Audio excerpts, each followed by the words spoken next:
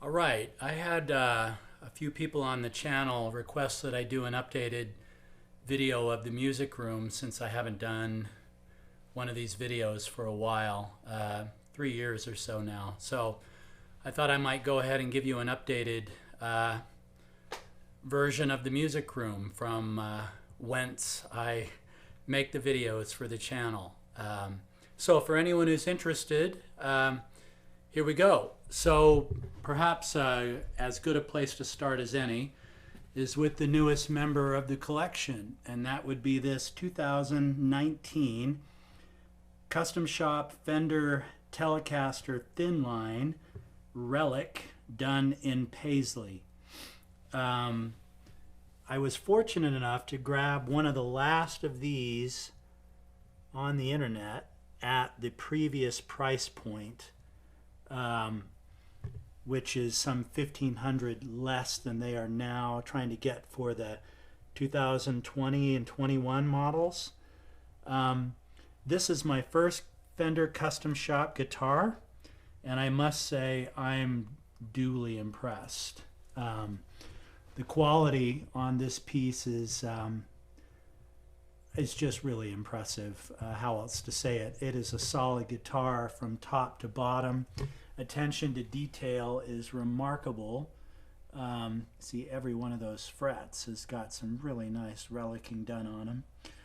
And then the finish, of course, is just really cool. It's a different shade of pink than the typical Paisley Tele or Strat. Little more to the what do we call it? It wouldn't be magenta, but here's your standard pink from Fender. This is a 2001 Telecaster, by the way.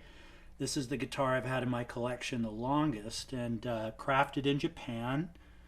It's a really nice guitar itself, but the Custom Shop piece is something altogether different. And Fender has employed some women who do the pickup winding in the factory, and one woman from Mexico in particular is just famous for her pickups, and I believe these are done by her. The sound that these are capable of is just richer. I guess that's the best description I can make. Just it's a richer tone, more variety than your standard Tele, or pardon me, just Fender. So okay, this is, I guess, the Tele corner, right? Back there is you know what this guy was? He was just a butterscotch Squire that somebody tried their hand on in terms of relicing the finish locally. I saw it and just really liked it. So that's like the best $250 I ever spent. Is on this, I guess, made in China, right? The Squire line. But, you know, it doesn't look like a Fender Squire. And nor does it, I mean, if it plays like a Squire, that's a good guitar. Okay, moving across the room here, we arrive at the 1968 Gibson SG Standard with the Maestro vibrato on there, that big chrome tailpiece vibrato.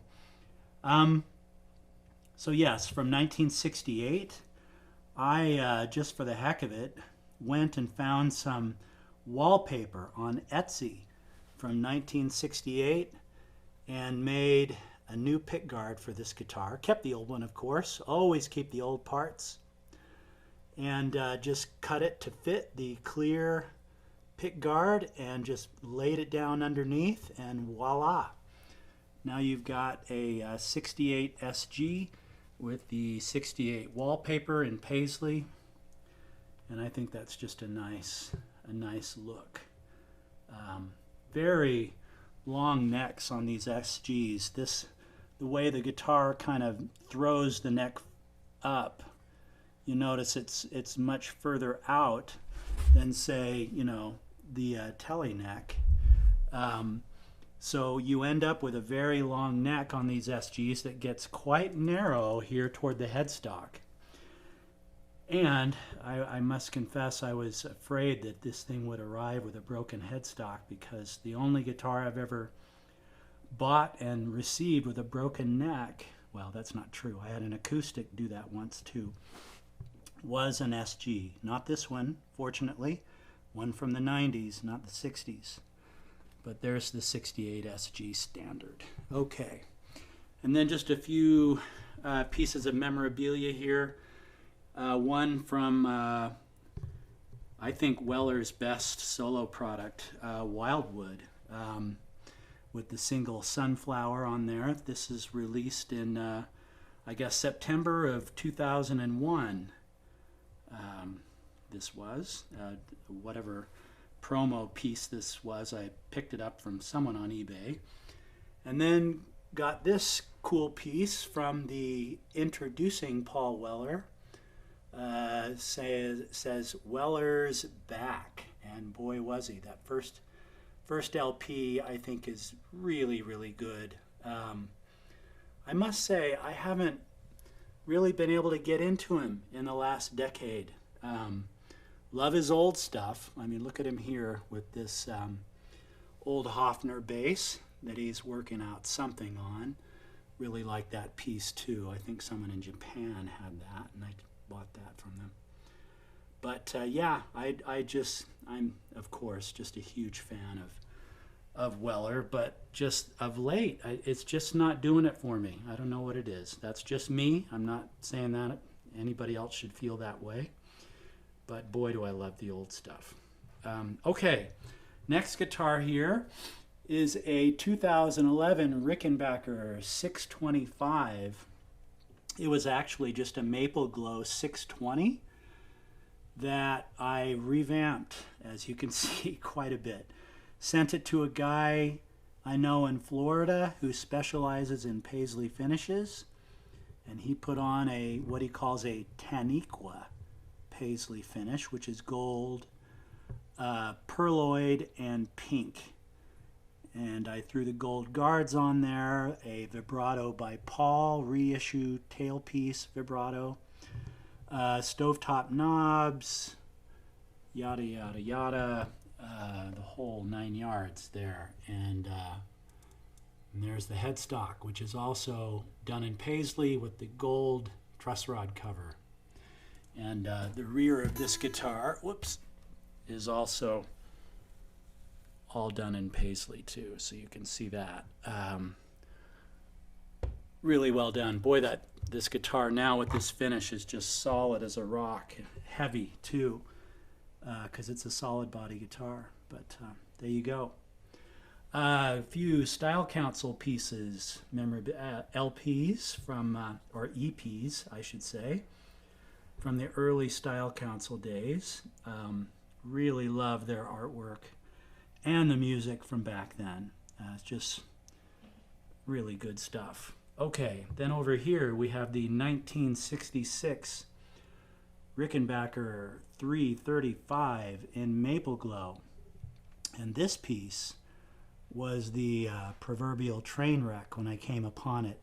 It had a big cavity here around the neck pickup, because some genius at some point had put a humbucker in there and then switched it back to the toaster, and then filled in the gaps in the cavity with what looked like Bondo. So you can imagine, I mean, this guitar just looked like a train wreck. But it was a 66 Rickenbacker, so I traded a perfectly good 07 Les Paul Standard for it and had my luthier work on it, and he threw, I don't know if you can see that, I think he can, threw a nice piece of vintage maple underneath there, tried to get the fit as close as he could, and I think it's much better that way. But this is one of the best playing guitars in my collection, in my opinion. Easiest to play, a lot of tonal variation, really love this guitar. Okay, over here, some jam memorabilia, and sorry for the glare, I'm trying to minimize that. This is my favorite EP of the jams. In fact, it's maybe one of the only EPs, but Tales from the Riverbank is my favorite jam song, and this is the American product that that came out on. And you can see Weller's signature there on this piece, which again, I'm very proud of that. Love that. And then down here, I bought this bootleg LP. I think it took place in Boston, but I just love the cover. Weller's look there is, you know, that's David Bowie from about, what, 69 or 70, but just a great look. Okay, next to it we have this 1968 Rickenbacker Model 365 in Maple Glow. And this guitar is just about as solid as they come. It's got bird's eye maple on it, which is, you know, Rickenbacker doesn't do anymore just because I think it's too expensive unless it's a special run or something. But this particular guitar is just rock solid. You'd never know it was vintage picking up and playing it. There's no rattles, there's none of that kind of stuff. It is just a straightforward, solid vintage guitar. Okay, next we move over here to kind of my my Paul Weller threesome here. The first is perhaps the coolest guitar in the collection. This is a redo of his Liechtenstein print that he played around the sound effects period. And the guy who had this refinished, it's just meticulous. It's like this was a Rickenbacker factory run. It's that high of quality. And of course, the original that I saw at the Somerset House about the Young Idea exhibition in 15 was painted by hand, so it's actually pretty rough. And this one is just absolutely perfect, factory finish. And of course, last but not least, it is signed by the mod father himself to Lee, who was the guy that had this thing done back in 2010. The story of that is on my website, how he got the signature from Weller, but there it is. And this may be the only Paul Weller signed Rickenbacker in North America, as far as I know. Next, we have a pawn shop find, Rickenbacker 330 from 1991, that when it arrived, boy, did it smell of cigarettes and coffee and just whatever else, man. It was odoriferous, to put it mildly, but in that cool rock and roll kind of way, if you know what I mean. And I can still the smell of this 330 coming out of the sound hole still smells like a smoky bar. That's amazing. But I just loved how beat up it was, how well worn it was, how honest the wear on this guitar is. Let's see if I can show you some of the rest of this here. So, you know, you got the neck here is just, I mean, this guitar has just been played into the ground, right? Not as bad as a few Ricks I've seen, but more than most. So hopefully that's showing you some of that honest road wear, which I really loved.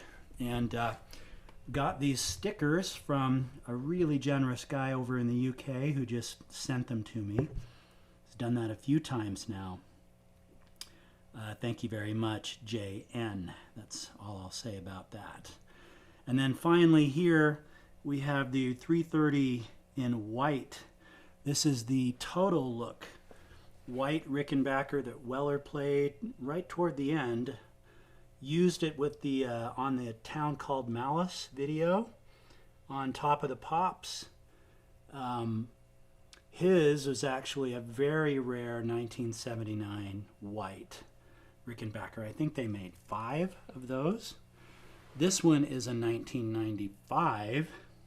Still rare, but not one of those late 70s ones that are worth, you know, a lot of money. But a discriminating buyer from Copenhagen, Denmark, has already put a down payment on this guitar. It's actually made 2. So this will be going to Denmark in the very near future, and I will miss it because this is a very cool and rare Rickenbacker from the mid-90s. Okay, up here, favorite jam LP, sound effects. It's a toss-up, I think, between this and all mod cons, but love all the jam albums in truth, but sound effects has to be my favorite. Next, we have the Rickenbacker Model 1993 Plus 12-string. And I guess the cool thing about this guy is they came out in 15, so I got this from Wildwood Guitars' first run. And when I heard about it, I felt like I just had to have it. So the 1993 was the 12-string model that Pete Townsend played.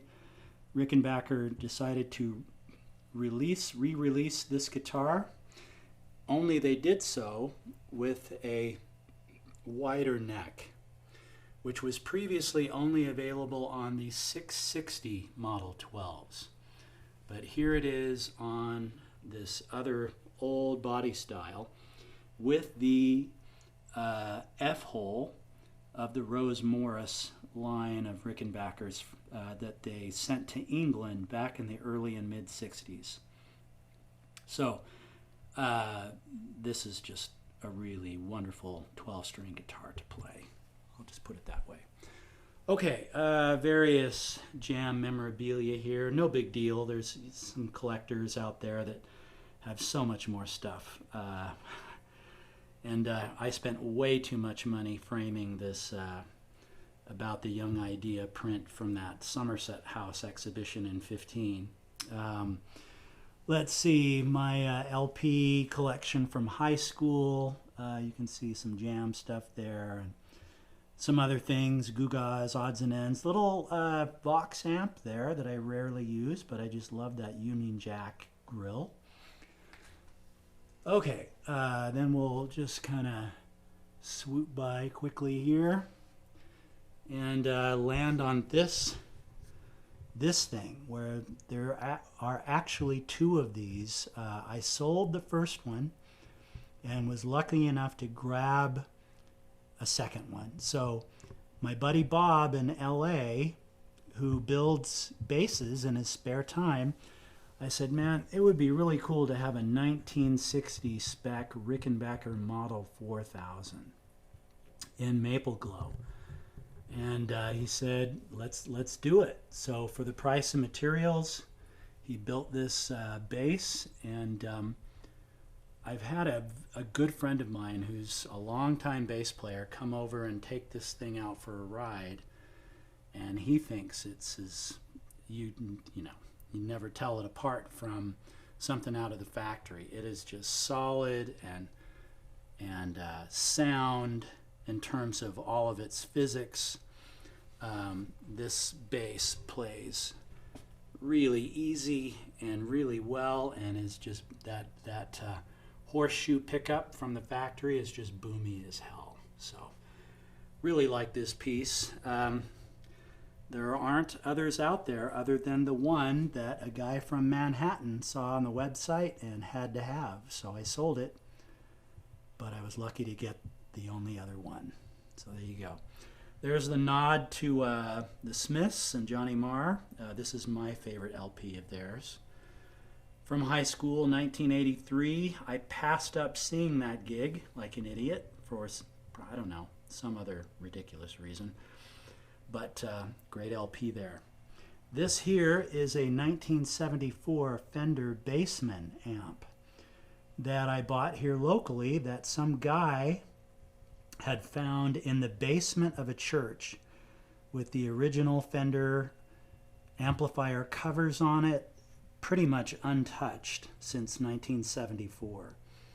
And I was very happy to have it because not only is this a good bass amp with that cabinet there with 4 10-inch speakers in it, original Fender speakers, but it's a great guitar amp as well.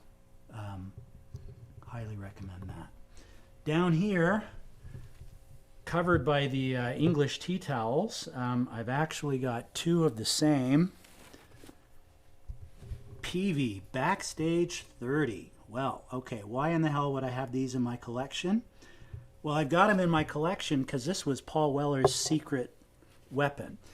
If you watch the YouTube video where the Jam and Joy Division share the show, you'll notice when the Jam are doing Eaton rifles and Weller goes to the solo part where he's trying to get all the feedback and all the noise, guess what? He doesn't go to the Marshall stack behind him. In fact, that stack is turned off. He goes over to the side where there's one of these PV Backstage 30 amps where he tries to get his Ricky to feedback and make all that noise during the solo of Eaton rifles. So when I saw that, I went online and found one of these at goodwill.com for under $100. And then the other one I found on eBay for just over $100, and they're both from 1979. How do you get better than that, right? So they're not the coolest looking amp in the world, especially with that, you know, rock and roll PV icon. But anyway, we all have our preferences, right? But this amp really does give you the Jam sound. So that's why they're here. Okay, got a garage sale Vox Pathfinder there. Underneath that is a Goodwill shop, goodwill.com Roland Jazz Chorus 50. Now the Jazz Chorus amps from Roland have got to be the best clean amp out there, along with the AC30. So that was a great find on Goodwill. And then below that, if you can see, is my wife's Uncle Dave's 1963 Gibson Skylark tube amp. Now, Dave was the lead singer for the Rock and Roll Hall of Fame band, It's a Beautiful Day, and this was his practice amp. So I'm really happy to have it here. It runs wonderfully. It's got the original tubes and all that good stuff. But that's the Gibson Skylark. Okay. This beautiful guitar is a Gretch 6129 in Champagne Sparkle. Now, I saw this online, and I think they released all of 12 of them. And I managed to find this one over in Japan.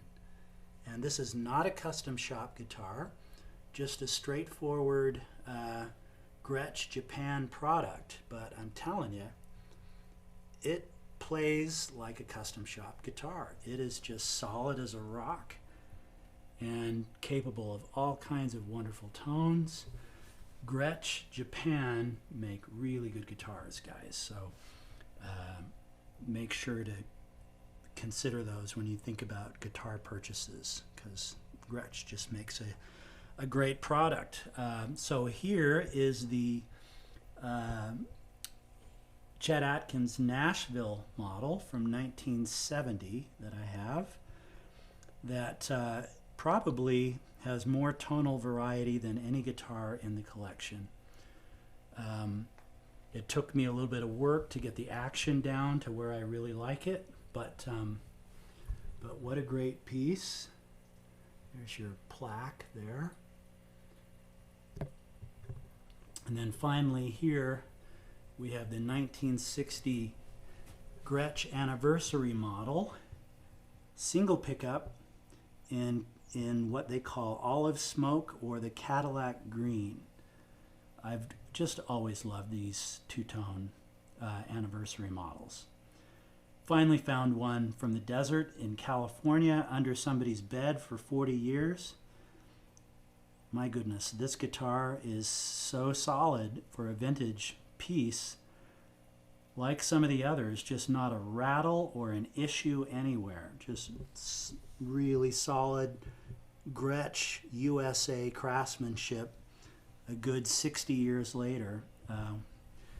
And I guess that's the, is that the Filtertron? I'm trying to remember which pickup that is, but that, you get plenty of growl or plenty of soft jazz tones out of that, all you want. Okay, moving on from Gretch.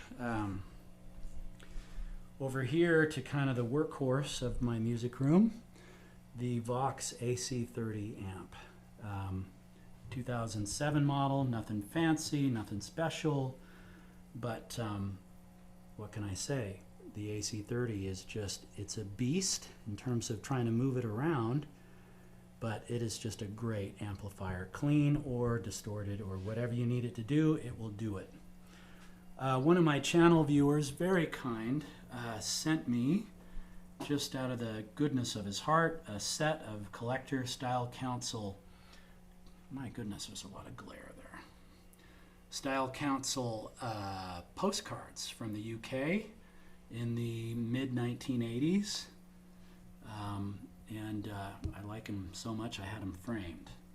Just love that Style Council art. Okay, over here, in between the AC30 and this lamp, is the oldest guitar in the collection. This is a 1959 Fender Jazzmaster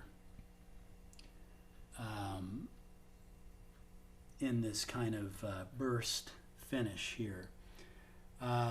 Really cool story about this guitar, but it's a little long. Suffice to say, a good friend of mine gave this to me because it was given to him by a buddy who got it from someone over in Manchester, England, while he was serving an LDS mission, and neither of those guys are guitar players. So lo and behold,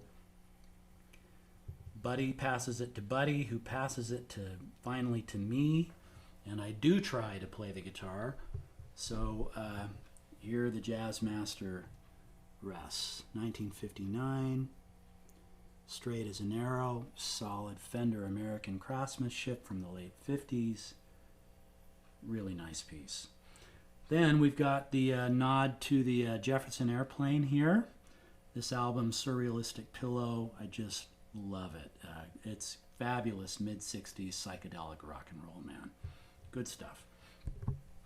Okay. Whew, I'm not used to talking this much, regardless of what some of you on my channel might think. I listen for a living. So what we've got here is an Epiphone Casino 230T single pickup, as you can see, in Royal Tan Sunburst with the Trematone vibrato. It's a very cool item, rare, but there it is on this guitar, 1966. This is my first vintage guitar ever purchased. I found it on a Craigslist in St. Louis for $1,000, and I was so happy to find this guitar for that kind of money. There she is. It is solid as a rock and very resonant for an acoustic, an electric guitar. I mean, it's really loud, even unplugged. Just a really fine piece there. Kalamazoo, Michigan, 1966. Of course, you got to have the nod to the Beatles and Rubber Soul. I think Revolver's probably my favorite LP, but my wife had this old Rubber Soul copy, so I thought I'd just throw it up on the wall. Great album. And next to it is the most Beatle-esque guitar that I have in the collection, a 1964, so right from the middle of the Beatles era, Epiphone Casino in the same Royal Tan Sunburst that's its neighbor has. Trematone vibrato. Yeah, this guitar. So I found this one on the Chico, California Craigslist. A young person had listed it as a 1983 Epiphone arch top. That's all it said. I saw the picture and I knew that it was not from 1983. So I wrote the guy, it's actually like a 19-year-old kid, and I said, hey man, send me the serial number on that guitar, would you? So he sent me the serial, and I ran it online, and it comes back as a 1964 Casino. Okay, so he's asking 800 bucks for this thing. And I think to myself, if I buy this guitar for 800 bucks and this kid doesn't know what he has, I can never feel good when I take this guitar off the wall and play it. So I told him what he had. He told me he'd get back to me after he consulted with his dad, and he did so. And I thought, okay, he's going to jack up the price by 4 or 5 times, right? He says, how's $1,100? And I said, done deal, man. And that was the fastest $1,100 I ever sent via PayPal in my life. And this is actually, other than the headstock, identical to, and the tailpiece, to a guitar that is a main workhorse in Weller's arsenal, along with the 68 SG, which he also has. But Epiphone Casinos, guys, if you're, you know, into the 60s thing, there's probably not a better rhythm guitar around. Okay, quick nod to one of my other favorite bands, Joy Division. Here's a nice bootleg of a live performance. Love their artwork as well. Always very melancholy and stark, and this is no exception. And finally, the single acoustic guitar in my collection is a 2007 Gibson Southern Jumbo Electric Acoustic. Gibson make wonderful acoustic instruments. That's about all I'll say there.